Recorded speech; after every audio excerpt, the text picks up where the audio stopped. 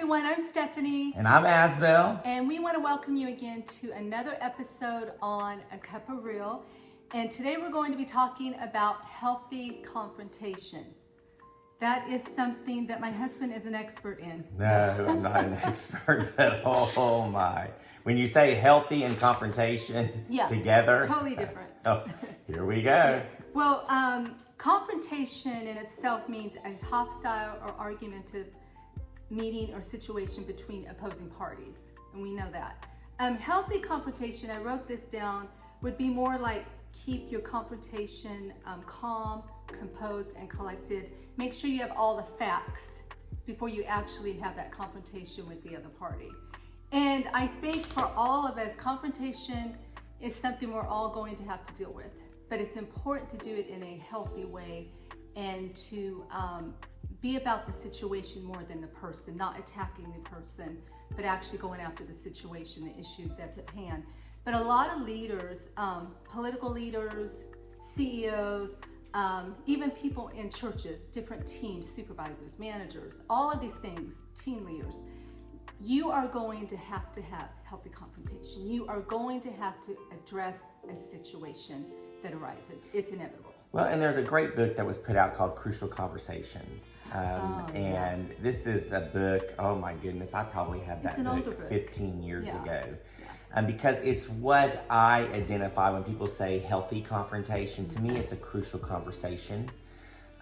Because we do know that there is some conflict that is unavoidable. Some things that we determine as conflict or we need to have a crucial conversation, we probably need to just be silent. Yeah, and we're going to talk about that. As well. And so healthy conversation is really, really key as you continue to move and progress forward. Oh yeah. And Dr. Henry Cloud and Dr. John Townsend have a book, and it's called How to Have That Difficult Conversation.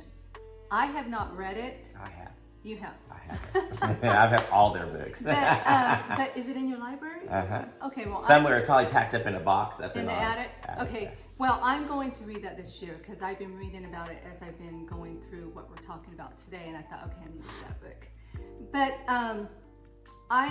so I'm going to tell a personal story. Maybe we both can, so it can kind of resonate with everyone watching. Sure. I am not the best at confrontation. I tend to kind of shut down. To avoid the topic, to avoid the elephant in the room. And I think a lot of it is for me is I don't want to hurt the other person's feelings. I don't want to have that hard conversation. I don't want to deal with drama or have that person get angry at me. Does that make sense? So I was in a leadership role not too long ago, a few years back, and I had to deal with someone on the team who was creating lies and going after me and sowing some things in the group on the team, and there was developing some confusion. And I wanted to just kind of gloss over it. I wanted to avoid it. I was ignoring it, but it got so big. The elephant got so big that I had to address it. And I remember, I don't know if you remember it, but I was like, babe, I just can't do this. I don't want to hurt feelings. I'm nervous. I'm scared. All these things that go through your mind. Finally, I just prayed. I said, God, give me wisdom. I have to do this. One thing, note here, I had someone go with me. So there was a third party involved. So it couldn't be a he said, she said thing. And so I confronted it. I was kind. I had facts, everything. And so we left, we parted ways after that. And probably about 3 or 4 hours later, I get a text. Stephanie, I feel I need to take a sabbatical and resign my position. God took care of it, and that's what we're going to talk about down the road. Every time you have healthy confrontation doesn't mean it's going to work out. Sometimes you're going to part ways, and that's okay. You have to be okay with that. You know, and I'm reminded of that because that is not an unusual sentiment. Nobody likes conflict. If we're honest with ourselves, we really honestly do not. Those that say, oh, I don't have a problem with conflict, you probably are the one that needs to look in the mirror, and you probably actually do. And if you're very aggressive and you don't know how to speak the truth and do it kindly and with love, you are part of the problem. But we've all been there. I personally don't like conflict. Now, I don't have a problem with it. I don't have a problem addressing it, but that is just because it's become a habit now. It's become I've learned what to do, the skills to take, and I've been working on that for 20 years. And so now it's not hard for me when I see something. First of all, I kind of self-reflect. Yeah. I'm going to look in the mirror, say, does it even need to be addressed? And if it does, then I'm going to actually build an outline and a plan to actually have the conversation. And then I'm going to have the conversation. And then sometimes, like in the situation that you're dealing with, it's somebody is sowing bad seed and they're making negative. And so there's really not a two-way dialogue. It is, here are the facts, here's what it is, here's what's going to happen. And there's no discussion. Then there's some conflict that you might have. There is going to be open dialogue through the process, but you'll have to understand and determine what that is. But before you ever do conflict, you should first address the person in the mirror. Yes. So anyways, I'm learning. I've had to do a few things like that, healthy confrontation. But I did, of course, I have a list here of things that can help us. And I know you probably dealt with all of these. But number one is facts matter. It's so important that you have all the facts before you confront, and you're not just going in there with guns blazing and saying, I heard this. Make sure you know what you're talking about. I think that's so important. Do not have a crucial conversation on an opinion. That's all I can say. Do not have a crucial conversation simple, right? on an opinion. Number two is to not confront or to confront is the question. Winston Churchill said, courage is what it takes to stand up and speak. Courage is also what it takes to sit down and listen. So I think right there that falls in line with to not confront. So do you need to confront it, or do you need to just kind of leave it alone? And that's something I think we all deal with. Sometimes you need to sit this one out. It's let God take care of it, or it will take care of itself, you know.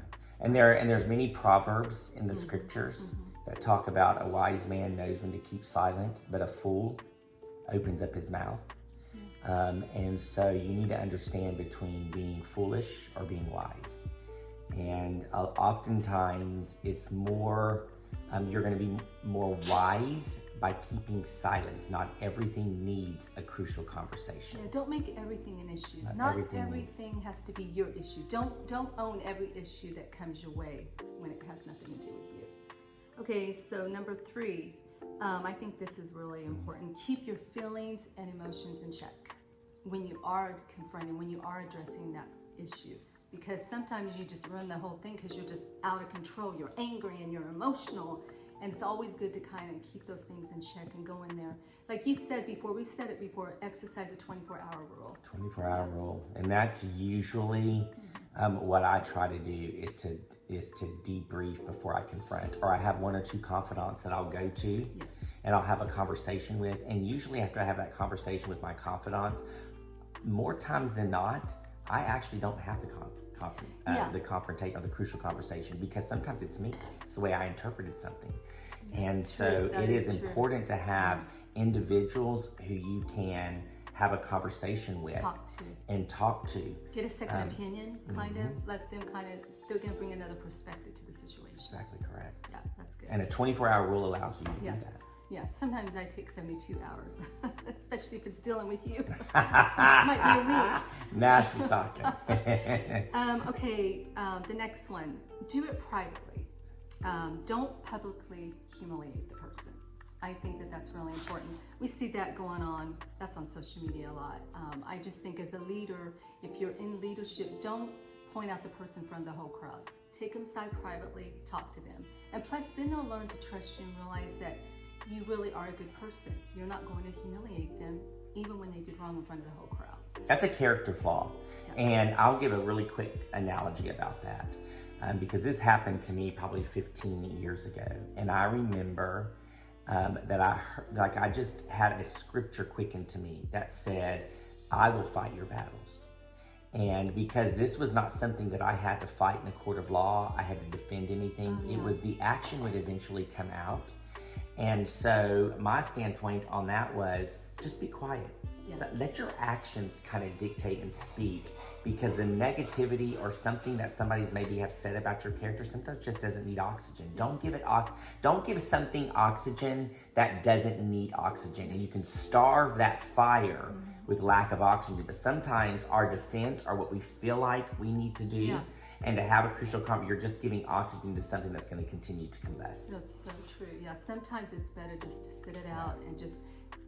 It's hard. It's hard. It's much easier said than done. But time will reveal the truth. It always comes out. It may be a while, but it's going to come out. Sometimes it's building something in you. Yeah. And often that was what it was doing in me, is because I always wanted to just go after it, go guns a-blazing. We're going to get it done. And sometimes it was instilling within me saying, I got this. And like Isaiah 55:8-9 says, my ways are not your ways. Yeah. My plans are never your plans. Yeah. So until you relinquish it to me, I can't take you into the purpose and destiny that you are meant for, because you cannot get out of your own way. Yeah, sometimes we sabotage what God's trying to do because of our mouth, our tongue. We just. Joseph's the primary example. Yeah. God revealed to him in dreams, and he went and told his brothers, and it wasn't meant to tell him. And they didn't like his dreams, and so he started a journey. He started a journey because of this. The power of life and death is in the tongue, and too many of you are speaking death. So start speaking life. And sometimes that life, a crucial conversation is sometimes speaking more death than it is life. Yes. And so when you start speaking it, don't be surprised when things start happening. Yeah. So start speaking life. Start speaking those things as if they were, as if they were, even if you can't see them right now. Yeah. Because you don't realize the power in your words.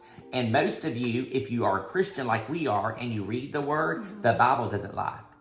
And so when he says the power of life and death is in the tongue, and those that eat the fruit thereof, start going back and listening to, what am I speaking?